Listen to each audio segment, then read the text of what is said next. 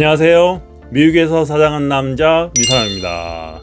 네, 미국에서 세이지랩을 활용할 때요, 세이지랩에게 얼마를 지불해야 하는지, 세이지랩 활용하면 비용이 얼만큼 많이 들어가는지, 과연 세이지랩과 어떻게 협의하고 진행해야 하는지 문의하시는 분들도 많이 있으시고요, 그리고 고민하시는 분들도 많이 계신 것 같아서 오늘 이 영상을 제작하게 되었습니다.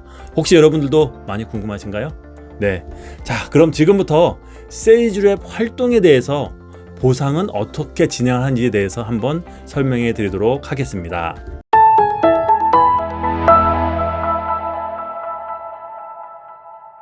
네, 세일즈 활동에 대한 보상은요, 일반적으로 세일즈 커미션과 리테이너, 이렇게 두 가지로 나뉘는데요. 우선 세일즈 커미션은요, 세일즈에 대한 일정 비율에 대해서 지불하는 구조이고요. 그리고 리테이너라고 하면요, 매월 또는 일정 기간 동안 일정 금액을 활동비로 지급하는 것이라고 말씀드릴 수 있겠습니다.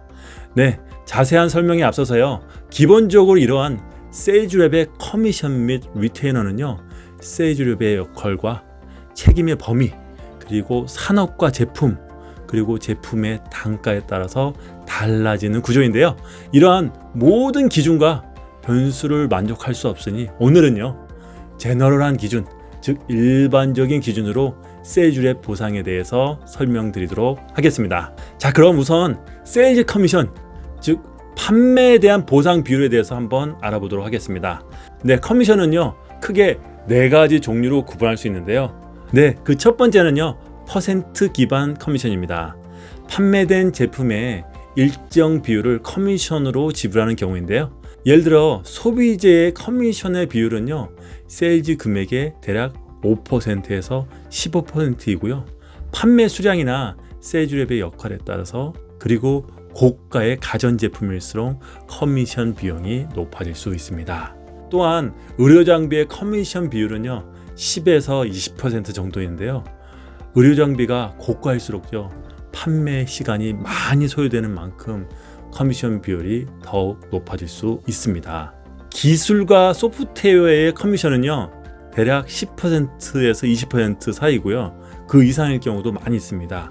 재발주나 계약 갱신에 따라서 추가 커미션을 받을 수 있습니다. 네, 두 번째는요, 티어드 커미션입니다.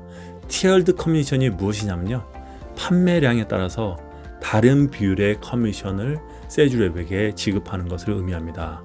예를 들어서 세일즈가 50만 불 미만일 경우에는 5%의 커미션, 세일즈가 100만 불에서 500만 불 미만일 경우에는 6%의 커미션, 세일즈가 500만 불 이상일 경우는 7%의 커미션과 같이 적용되는 것이라고 말씀드릴 수 있겠습니다. 물론 산업과 제품의 가격, 그리고 세이지랩의 역할에 따라서 다르게 적용됩니다. 네, 세 번째는 하이브리드 커미션입니다.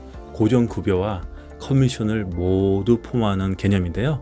예를 들어 기본 급여에 추가적으로 판매액의 5%를 추가적으로 커미션으로 지급하는 구조입니다. 이는 한국 회사들이 미국 세일즈랩을 활용할 때 가장 많이 경험하게 되는 일반적인 사례라고 볼 수 있겠습니다. 네, 네 번째는 리커링 커미션인데요. 이는 지속적으로 계약 또는 구독 기반의 판매에서 정기적으로 커미션을 받는 것을 의미하는데요.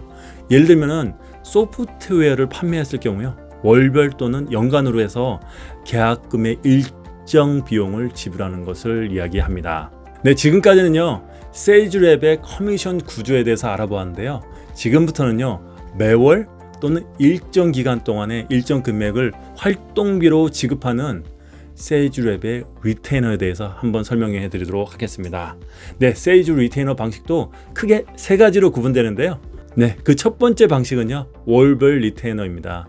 매월 일정 금액을 지급하고 판매 성과에 따른 커미션을 따로 계산하는 방식인데요. 예를 들어서 월별로 3,000불의 리테이너 피를 세이지랩에게 지급하고, 이와 더불어 판매 성과에 따른 커미션을 지급하는 방식을 의미합니다. 네, 두 번째는요, 프로젝트 리테이너입니다. 네, 특정 프로젝트나 판매 기간에 미리 정해진 금액을 지급하는 방식을 말하는데요. 예를 들면은 3개월이란 기간을 정해놓고 이 기간 동안에 $10,000불의 리테이너 피를 지급하고 프로젝트를 진행하는 것을 의미합니다. 네, 세 번째는요, 연간 리테이너입니다. 네, 이거는 말 그대로 연간 활동에 대한 리테이너를 미리 지급하는 방식인데요. 예를 들어서 연간 $50,000불의 리테이너 피를 세주랩에게 미리 지급하고 세주 활동을 요청하는 것을 의미합니다.